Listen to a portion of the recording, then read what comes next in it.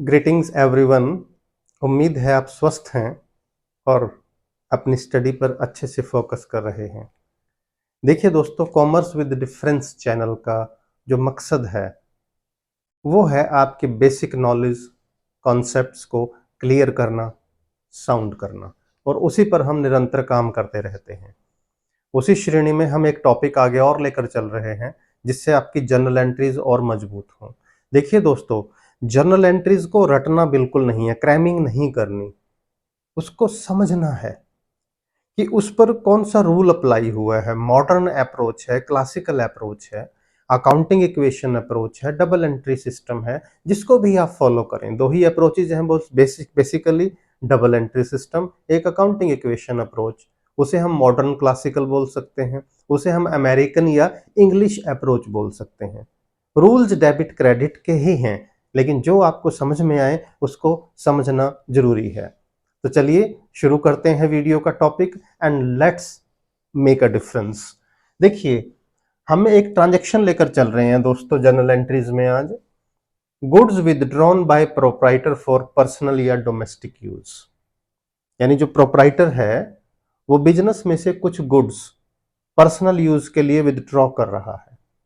आप में से बहुत सारे स्टूडेंट्स जानते भी हैं कि जब भी बिजनेस में से कैश, गुड्स या कोई और एसेट्स बिजनेसमैन विदड्रॉ करता है, निकालता है पर्सनल यूज के लिए, घरेलू यूज के लिए, तो वो क्या होता है दोस्तों, उसे हम ड्राइंग बोलते हैं। आप सभी जानते हैं इस चीज को। हो सकता है आप एंट्री भी जानते हो, बट जो एंट्री होगी वो क्यों होगी, उस पर कौन सा रूल अप्लाई होगा, वो समझना ज्यादा जरूरी है। एंट्री रटनी नहीं है। जो भी बिजनेसमैन बिजनेस में से चीज निकालता है, कोई कैश या गुड्स निकालता है, कोई एसेट, तो वो किस अकाउंट में चली जाती है दोस्तों, ड्रॉइंग्स अकाउंट में। अब आप देखिए डबल एंट्री सिस्टम में पर्सनल अकाउंट का रूल क्या है, डेबिट द रिसीवर। अब आप बिजनेस के पॉइंट ऑफ व्यू से सोचिए, बिजनेस में से कौन रिसीव कर रहा है, हु इज द रिसीवर। यहां याद रखिए दोस्तों, रिसीवर कौन है, बहुत ध्यान से और धैर्य से समझिएगा। रिसीवर है बिजनेसमैन, रिसीवर है बिजनेसमैन। आप कहोगे बिजनेसमैन का ही तो बिजनेस है। भाई यहां अकाउंटिंग रूल्स चलते हैं। अकाउंटिंग में अगर आप थ्योरी देखें, अकाउंटिंग प्रिंसिपल्स हैं, बिजनेस एंटिटी कॉन्सेप्ट। बिजनेस और बिजनेसमैन दोनों सेपरेट एंटिटी हैं। कानून की नजर में जो बिजनेस है that is having its separate and legal entity. और बिजनेस के लिए बिजनेसमैन क्या है, देखिए एक इन्वेस्टर है, उसने कैपिटल इन्वेस्ट कर रखी है। और बिजनेस बिजनेस मैन के द्वारा जो कैपिटल इन्वेस्ट की गई है उसे भी इंटरनल लाइबिलिटी मानता है दोस्तों। चलिए इसको अगले लेक्चर में किसी में बहुत डिटेल में दोबारा से करेंगे। पिछले वीडियोस में हालांकि मैंने समझाया हुआ है।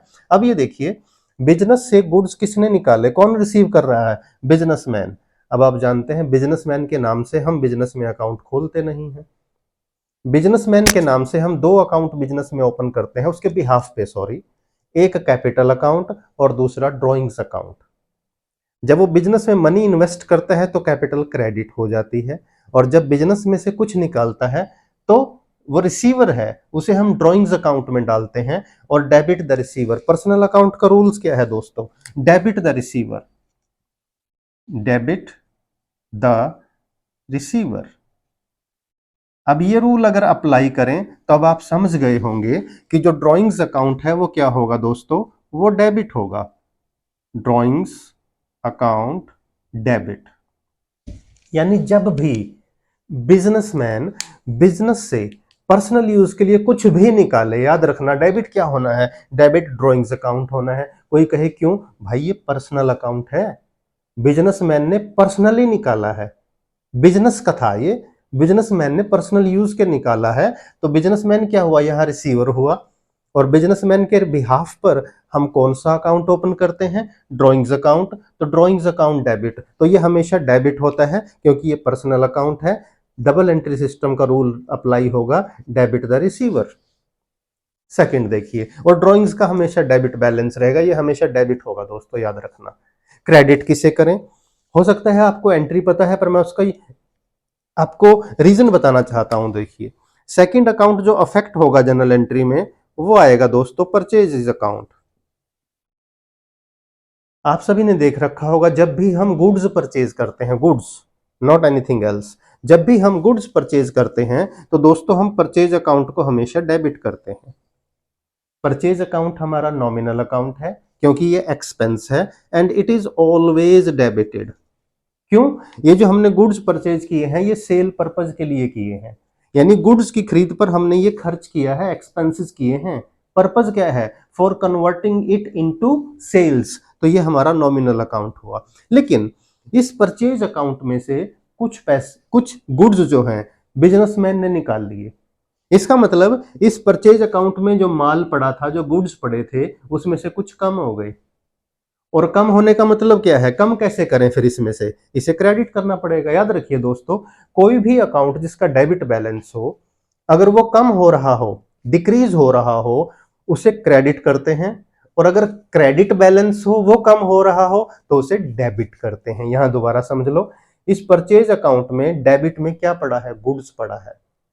इस गुड्स का पर्पस किस लिए खरीदा था? ये गुड्स सेल करने के लिए। लेकिन इसमें से कुछ गुड्स बिजनेसमैन ने निकाल लिया। इसका मतलब जो गुड्स बिजनेसमैन ने निकाला that is not meant for sale. अब वो सेल तो नहीं हो सकता ना, वो सेल के लिए अवेलेबल नहीं हो सकता। तो इस परचेजेस अकाउंट में से उतने अमाउंट का गुड्स कम कर देंगे जितना बिजनेसमैन ने पर्सनल यूज के लिए निकाला। तो हम क्या करेंगे? परचेज अकाउंट को यहां क्रेडिट कर देंगे दोस्तों, कम करने के लिए, टू परचेजेस अकाउंट। अब इसका कोई और कहे कि भाई समझ में नहीं आया, थोड़ा और रीजन बताओ इसका। थोड़ा और रीजन बता देता हूं। ये जो परचेज अकाउंट होता है दोस्तों, ये एक एक्सपेंस है हमारा। परचेजेज अकाउंट ध्यान से समझना दोस्तों, भागना मत। कंसेप्ट बहुत मुश्किल से क्लियर होते हैं और बहुत कम लोग कर पाते हैं। परचेजेज क्या है? हमारा एक्सपेंस है बेटा। एक्सपेंस की नेचर क्या है समझिए। एक्सपेंस जब भी इंक्रीज होता है तो ये डेबिट होगा, और एक्सपेंसेस जब डिक्रीज होंगे तो ये क्रेडिट होगा। आप कहोगे अजीब बात है, एक्सपेंसेस कभी डिक्रीज भी हो सकते हैं। बिल्कुल होंगे बेटा, हो सकते हैं। देखिए हो तो गए। जो गुड्स पर हमने पैसा खर्च किया था वो सारे के सारे गुड्स हमें सेल के लिए नहीं मिले। इसमें से कुछ गुड्स बिजनेसमैन ने निकाल लिए, तो एक्सपेंस कम ही तो हुआ। इसका मतलब गुड्स का वो पार्ट जो पर्सनली यूज हो रहा है that is not meant for sale, उसे हम बिजनेस का एक्सपेंस नहीं मान सकते। तो हम क्या करेंगे? एक्सपेंस को कम कर देंगे, इसलिए क्रेडिट होगा। तो याद रखिए, एक्सपेंसेस अगर इंक्रीज हो रहे हैं तो डेबिट, और अगर डिक्रीज हो रहे हैं तो इसे क्रेडिट कर दिया जाएगा दोस्तों। तो उस नाते भी हमारी एंट्री होगी drawings account debit to purchases account. दोबारा सुन लें, कोई पूछे कि एंट्री जस्टिफाई करो, ड्रॉइंग पर्सनल अकाउंट है, डेबिट द रिसीवर, बिजनेसमैन ने रिसीव किया है इसलिए डेबिट कर दिया हमने। परचेजेस, परचेजेस अकाउंट क्यों क्रेडिट हुआ? डिक्रीज इन एक्सपेंस हुआ। डिक्रीज इन एक्सपेंस क्यों हुआ? क्योंकि इन गुड्स को हम सेल नहीं कर सकते, इसलिए ये बिजनेस का एक्सपेंस नहीं माना जाएगा। गुड्स का वो पार्ट जो पर्सनल यूज के लिए निकाल दिया गया उसे ड्राइंग में डाल दो। और ड्राइंग में डालने का तरीका क्या है? ड्राइंग डेबिट कर दो और परचेज अकाउंट को क्रेडिट कर दिया जाएगा। वीडियो को बार बार सुनें दोस्तों, बार बार समझें। रेडी जो अपना वीडियो है इसे स्किप ना करें आप बिना वजह। समझें कॉन्सेप्ट। कॉन्सेप्ट एक बार समझ में आ गया तो पूरी उम्र नहीं भूलेंगे आप उसको, बल्कि आप औरों को गाइड करने लगेंगे। और अकाउंटिंग में आपको किसी भी तरह की कोई मुश्किल नहीं आएगी। एंड इन एवरी सिचुएशन, जब when it comes to performing in accounting, you will make a difference. So get connected, improve your knowledge, subscribe the channel if not yet subscribed, share the video and the link with your friends and relatives.